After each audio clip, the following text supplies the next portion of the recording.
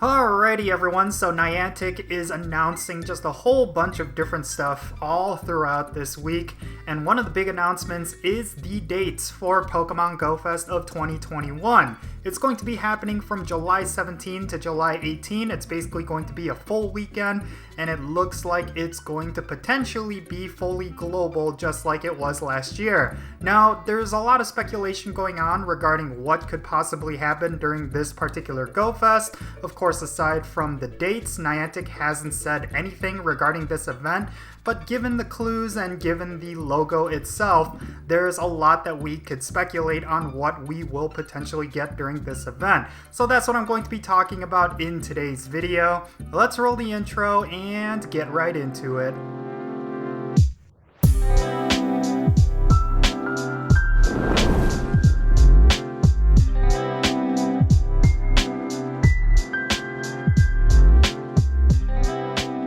And how's it going everyone? It's me, it's Count here with a brand new Pokemon Go video. Just like the title of the video says, we are going to be speculating on what we could potentially get during Pokemon Go Fest of 2021. Now, the obvious thing is that we are going to be getting a new Mythical. The question is, what Mythical are we going to get? But I think it's quite obvious that we are going to be getting Meloetta, and the reason for that is, of course, because if you look at the logo for Pokemon Go Fest 2021, it does have a bunch of musical notes. Now, if you think about Meloetta, it is a musical-themed kind of Pokemon. It has a lot of musical notes in its design, so naturally, people are going to draw the conclusion that this is going to be the featured mythical Pokemon for this Pokemon Go Fest. But of course, the Mythical is not the only thing that we could look forward to. If we look at past Pokemon Go Fests, there's a lot that we could draw upon that we could expect for this particular Go Fest.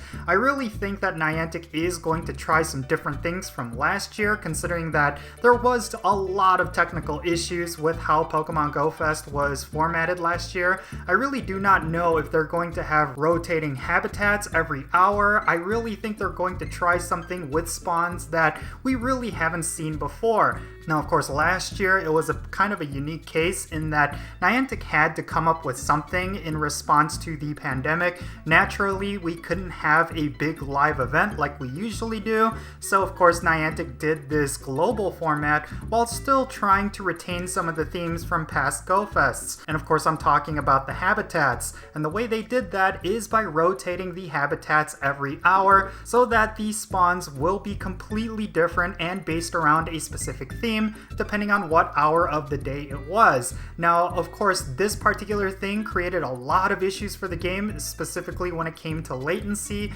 so I don't know if Niantic is going to go back to that, but I do suspect that they will still try to do something with habitats, but maybe it won't necessarily be a rotating thing. Now, one thing that I would really like to see is if they were to have some general spawns that are really good, a whole bunch of rare spawns like Gibble and Axu and different things like that, but they could also have different habitats that feature some Pokemon having it at certain areas. Now, with this year, it's going to be a lot safer to actually go out and play and explore different areas, so maybe they could encourage players to go out and check out different nests. Maybe one thing they could try is having different mega clusters be different habitats, and in order to collect every single one of the Pokemon that are within that habitat, you will have to explore and move around. I really don't know how they could do this. Of course, there's a lot of negatives with that, so I honestly do not know if Niantic is even going to bother with the habitat system in the first place. But one thing's for sure, diversity of spawns is something we absolutely must get. Otherwise, it could be very boring and very redundant within a couple of hours. One of the things that made Pokemon Go Fest so special in the past years is the fact that there were just so many diverse spawns in different locations. Specifically, when they were having it here in Chicago, we would have a lot of different spawns in different areas, and if we wanted a specific Pokemon or if we wanted a specific kind of spawn, then we would have to travel to that location of the park. And I really liked that format, and I really did miss it last year. Now, one thing's for certain, certain we are going to get some kind of catch challenge. Of course, this is something that Niantic introduced over the past couple of months, and I really think they're going to continue on with that. During Go Fest, I predict that there's going to be various catch challenges that we will have to do.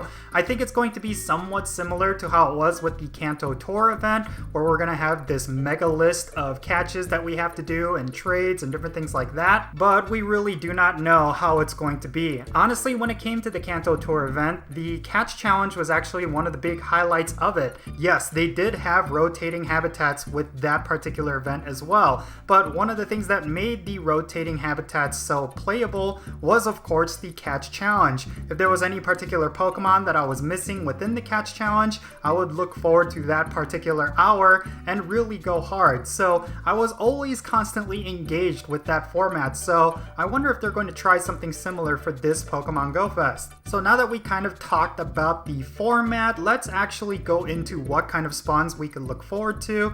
When we look at the teaser image, we can see that Woobat, Scyther, Marill, and Chespin are highlighted. I actually wonder if they're going to introduce some shinies through this event like they did last year. Of course, last year we saw shiny Tangrowth and shiny Woobat and a whole bunch of other shinies get introduced. I'm pretty sure they're going to do something similar here. Now, the one thing that's going to be really nice is the fact that we just had the Kanto Tour event, which introduced a crazy amount of shinies into Pokemon Go. So the potential for various shinies that we could potentially get with Pokemon Go Fest of 2021 is absolutely monumental. Considering that Pokemon like Snorlax and Hitmonchan and Hitmonlee can now be shiny, it's definitely going to crank up a lot of the shiny hype that we could have through this event. But I do predict that new shinies will definitely be a big part of this Go Fest. I actually think we might see a particular starter get a new shiny. Maybe it's going to be Chespin, considering that it is in the teaser image. But I really think that because Niantic has started to stray away from the typical community day pattern of releasing shiny starters through those community days,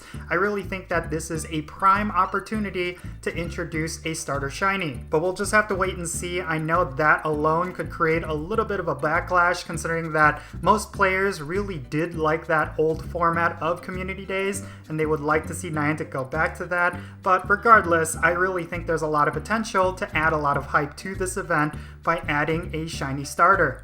Now, of course, this is going to be a 2-day event, and if you remember from last year, one of the days involved Team Rocket. Now, I do not know if Team Rocket is going to play a pivotal role in one of the days of this year's Pokemon Go Fest, but I predict that, if anything, it's going to be Mega Evolutions. Of course, Mega Evolutions was recently introduced, and it's basically the new big gameplay feature leading up to this particular Pokemon Go Fest, so I do think there's going to be a lot involving Mega Evolutions in this particular event. Maybe we'll have a day where there's just going to be a ton of Mega Evolution raids, or it's going to be one of those things where maybe we could even see Mega Evolutions in the wild. And of course, when you catch it, it's going to be its un-Mega Evolved form. Who knows? There's just a lot of potential there, but I do predict that one of the days is going to be focused around Mega Evolutions. It just seems to make logical sense in that regard. But yeah, these are just some of my speculations regarding Pokemon Go Fest of 2021.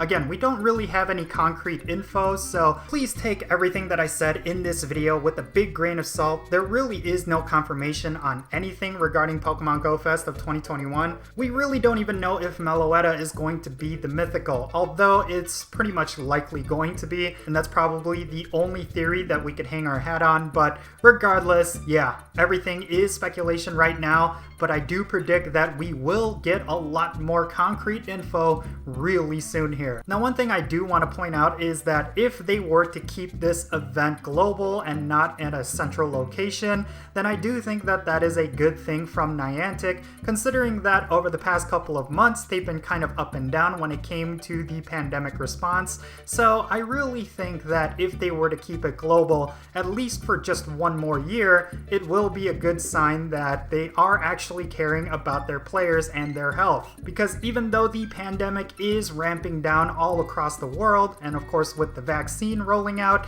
it's still going to be somewhat unsafe to have a big major outdoor event like this, so of course Niantic should practice extra caution at least for one more year. And then who knows, maybe next year we could go back to a Pokémon GO Fest that's similar to what we had in the past, but until then, maybe we'll just have to wait and see. Maybe this is exactly how they want Pokémon GO Fest to be moving forward, considering that last year, I'm assuming they made a lot more money off ticket sales alone compared to previous years, considering that in previous years, they did have a hard cap on how many tickets they could sell. Whereas last year, I'm sure they could sell as many as they wanted, and they ended up selling more and making more money. So yeah, maybe this is just how things are going to be moving forward. Anyway, that's going to be it for this video. Leave your thoughts and your speculation in the comments section below. And yeah, I'm Count Jinsula. Be safe, have fun, and I'll catch you all later.